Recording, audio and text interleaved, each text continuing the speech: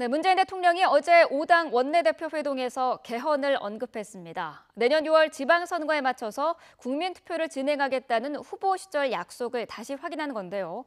이에 따라 국회 개헌 논의에 문고가 트였지만 앞날이 순탄치만은 않아 보입니다. 조태현 기자가 보도합니다.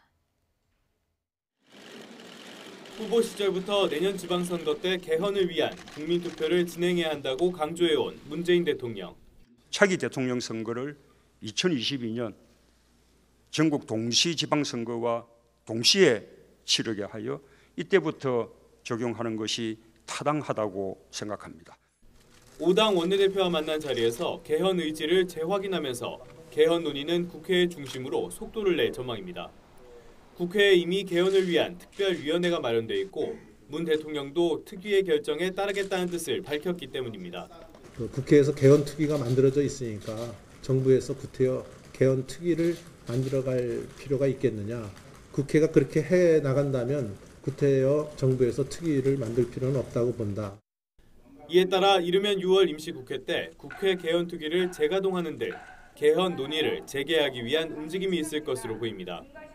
하지만 국회 논의가 순탄할지는 미지수입니다. 당장 개헌의 핵심인 권력구조 개편부터 정치권의 이해관계가 엇갈려 합의가 쉽지 않습니다. 또 큰 틀의 방향을 정해도 대통령의 권력 분산 등 세부적인 내용의 논의에도 상당한 시일이 필요할 전망입니다.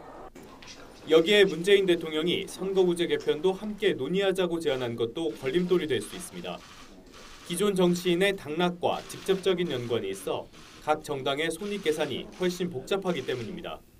만약 국회가 선거제도 개편 등은 뒤로 밀어둔 채 권력구조 개편만 추진한다면 여론의 역풍을 맞을 수도 있는 만큼 개헌을 위한 정치권의 고민은 개헌 국민투표 직전까지 이어질 것으로 보입니다. YTN 조태현입니다.